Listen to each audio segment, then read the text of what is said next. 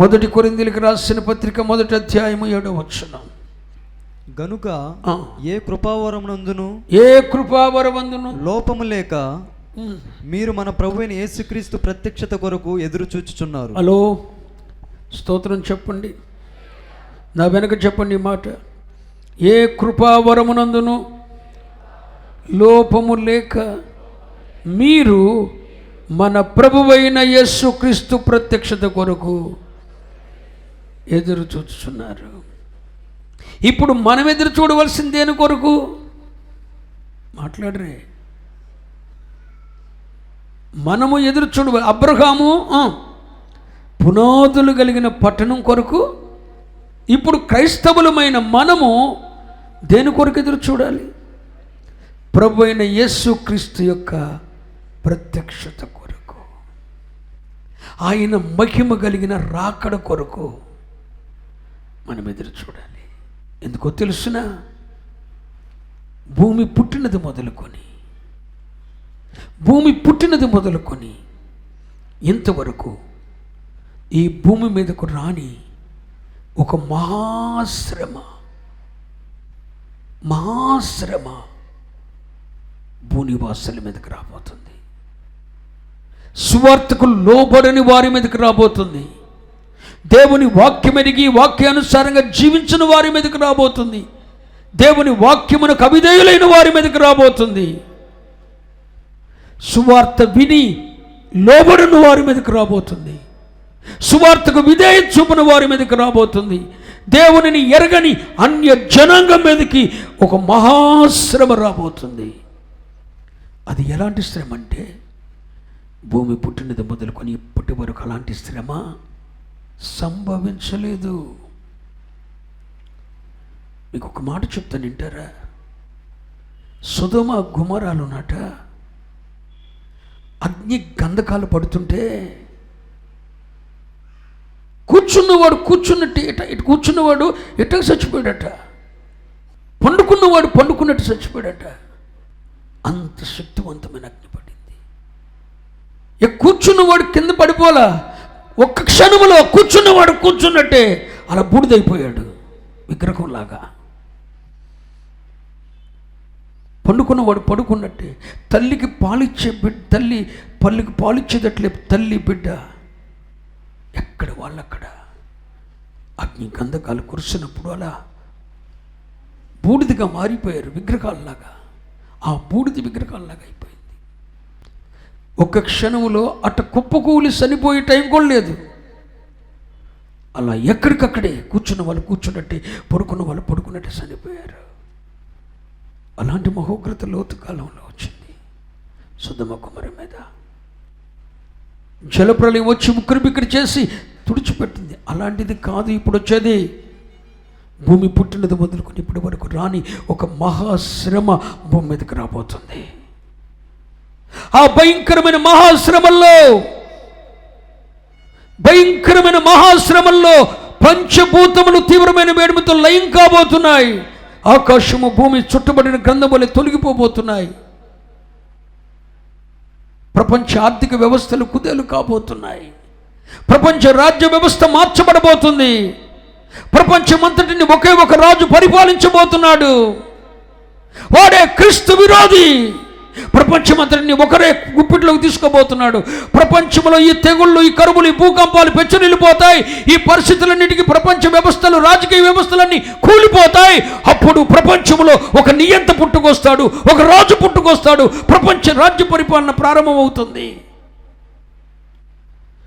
ఆడే క్రీస్తు విరోధి. ఆ క్రీస్తు విరోధి పాలనలో 7 ఏండ్ల మహాశ్రమ భూమి మీదకి రాబోతుంది. ప్రపంచ నియంత నియమించబడబోతున్నాడు. ప్రపంచ ఆర్థిక వ్యవస్థ అంతా ఒకటిగా మార్చబడబోతుంది. ప్రపంచమంతా ఒకే రూపాయి సెలమని కాబోతుంది. ప్రపంచమంతటిలో ఏ దేశానికి వెళ్ళడానికి రాబోయే కాలంలో వీసా అవసరం లేనట్టుగా ప్రపంచ దేశాలు ఒకటి కాబోతున్నాయి. ఇవన్నీ లేఖనాల్లో ఉన్నాయండి. ఆ దినము రాకమునిపే, ఆ క్రీస్తు విరోధి పాలన రాకమునిపే, ఆ క్రీస్తు విరోధి పాలనలో, ప్రపంచ నియంతగా క్రీస్తు విరోధి పాలనలో 7 మహాశ్రమ భూమి మీద పుట్టినది మొదలుకొని ఇప్పటి వరకు రాని ఒక మహాశ్రమ భూమి మీదకి రాబోతుంది. అది ఎవడు ఊహించలేడు ఇలా ఉంటుందని. అది గొర్రెపిల్ల మహోగ్రత దినం. ఆ దినమును తలజాలుకున్న వాడెవడు లేడు, తట్టుకోగలిగిన వాడు ఎవడు లేడండి. అలాంటి దినం, ఉగ్రత దినం రాబోతుంది. ఆ ఉగ్రత దినమునకు ముందే, ఆ క్రీస్తు విరోధి పాలనకు ముందే తన స్వరక్తం ఇచ్చి సంపాదించుకొనిన నూతన జన్మ అనుభవం పొందిన, రక్షింపబడిన, మారు మనసు పొంది, బాప్తిసం పొంది, వాక్యపు సరిహద్దుల్లో తమ జీవితాన్ని కట్టుకుంటూ ప్రభు కొరకు జీవిస్తున్న, సిద్ధపడి ఉన్న, ప్రభు వస్తాడని ఆ ప్రభు యొక్క ప్రత్యక్షత కొరకు ఎదురు చూస్తున్న వారిని తనతో కూడా ఉండుటకు ఆయన మధ్యాకాశమునకు తీసుకుని వెళ్ళే గడియే ప్రభు రాకడి యొక్క ప్రత్యక్షత.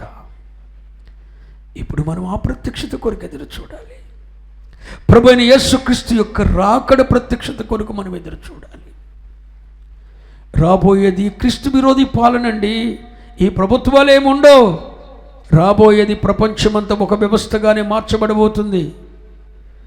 ఒకే వ్యవస్థగా మార్చబడబోతుంది. దానికి క్రీస్తు విరోధి ప్రపంచ నియంతగా పాలన చేయబోతున్నాడు. ఆ దినములలో భయంకరమైన శ్రమ కలగబోతుంది. భూమి పుట్టినది మొదలుకొని ఇప్పటి వరకు రాని మహాశ్రమ కలగబోతుంది.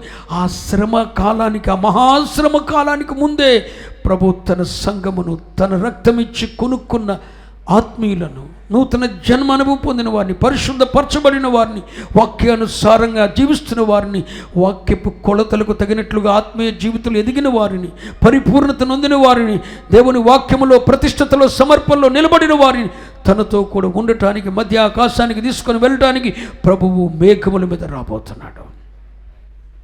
ఆ ప్రత్యక్షత కొరకు మనం ఎదురు చూడాలండి.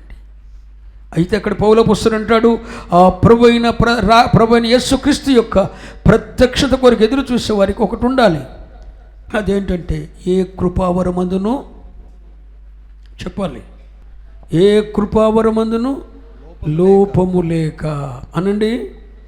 నీ ఆధ్యాత్మిక జీవితంలో లోపం ఉండకూడదు.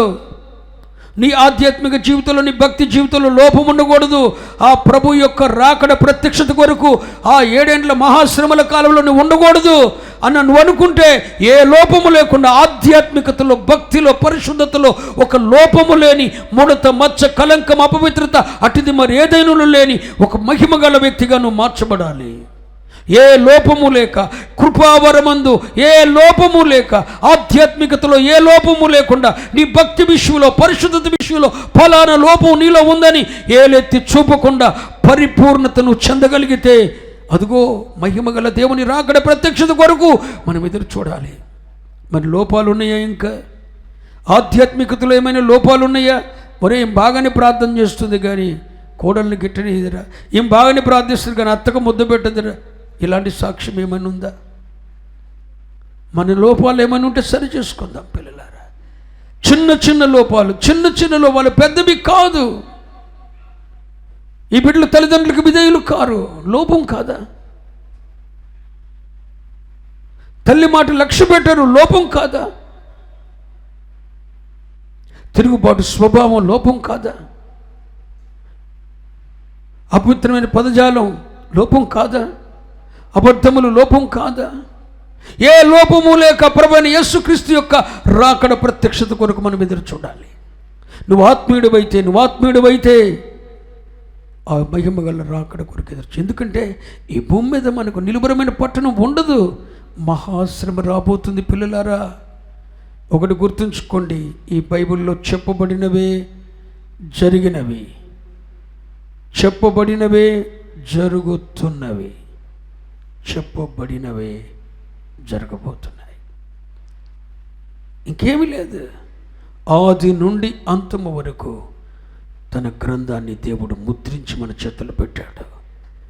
ఇది నువ్వు అర్థం చేసుకోలేకపోతే, నీ కనులకు యుగ సంబంధమైన దేవత గుడ్డితనం కలుగజేస్తే ఇక నువ్వు తప్పించుకోలేవు. అందుకని పిల్లలారా, ప్రారంభం ఎలా ఉందో ముగింపు కూడా చెప్పాడు. ప్రారంభాన్ని చెప్పాడు ప్రభు, ముగింపు కూడా చెప్పాడు. ప్రపంచాన్ని ఎన్ని రాజ్యాలు పరిపాలిస్తాయో దానియేలుకు దర్శనం ద్వారా చెప్పారు.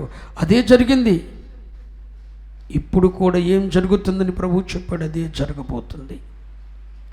కనుక నా ప్రియ దేవుని బిడ్డలారా, నువ్వు ఆత్మీయుడవైతే, నువ్వు పరిశుద్ధుడవైతే, నువ్వు రక్షింపబడిన వాడి వ్యక్తివైతే నువ్వు ఎదురు చూడవలసింది ఆ మహిమ గల రాకడ ప్రత్యక్షత కొరకు. ఆమేన్ చెప్పండి. ఆ ప్రత్యక్షత కొరకు ఎదురు చూడాలి.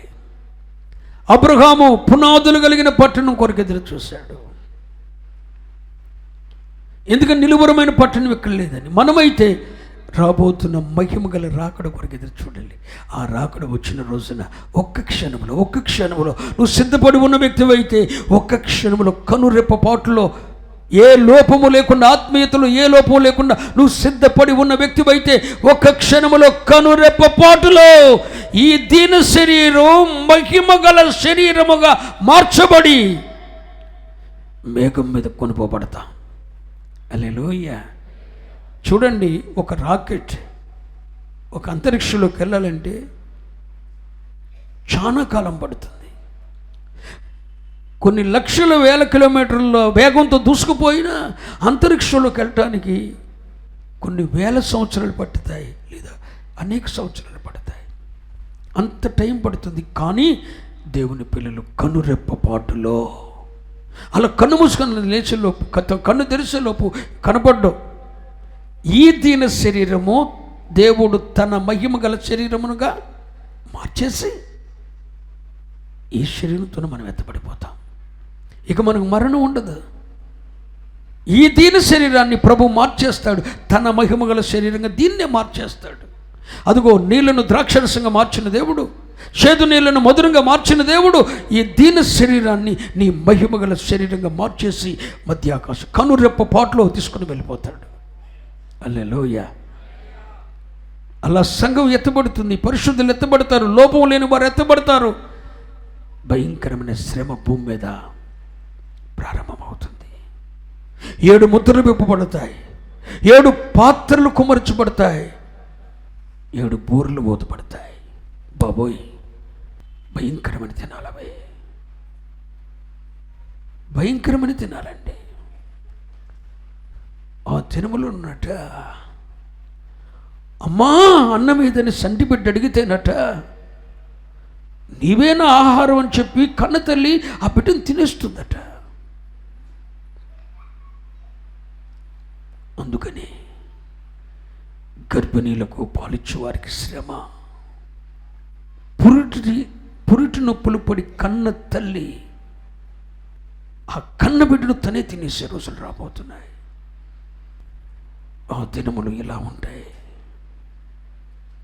ప్రభు ముందే చెప్పారు ఎలర్ట్ చేయటానికి. నువ్వు దేని కొరకు ఎదురు చూస్తున్న బిడ్డ? ఏ పరిస్థితి ఎప్పుడు ఏం జరుగుతుందో మనకు తెలియదు.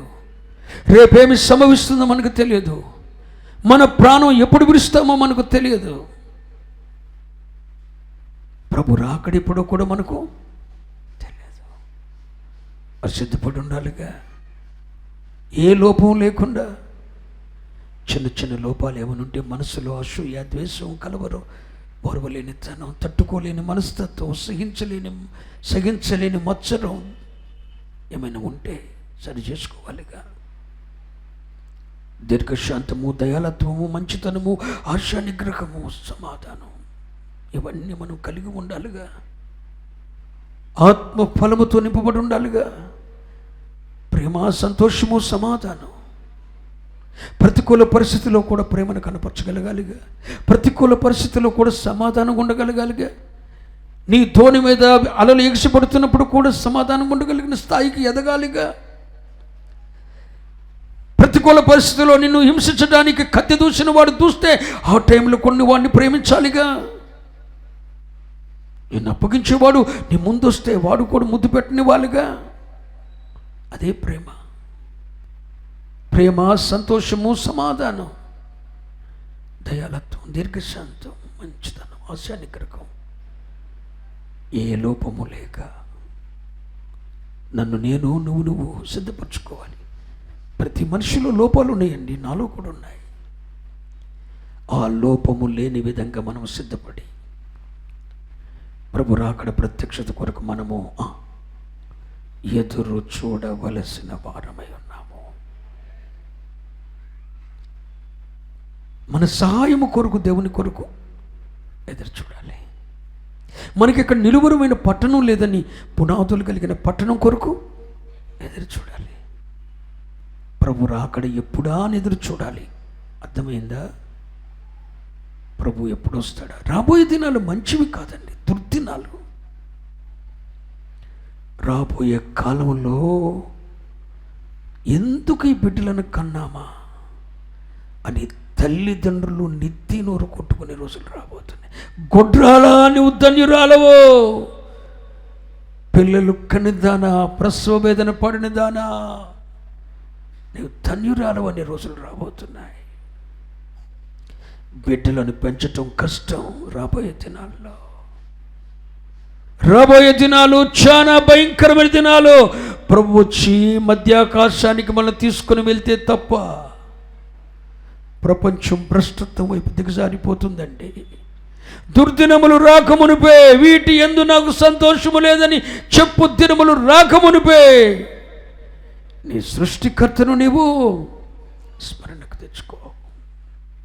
అందుకే పిల్లలారా, ఆరోగ్యం సహకరించిపోయినా ప్రతి రాత్రి ప్రతి పగలు ఏదో ఒక ప్రాంతంలోకి వెళ్ళి ఆ ప్రభు రాకడ సమీపించిందని పూర్వబోధొస్తున్నాను, ప్రకటన చేసి వస్తున్నాను.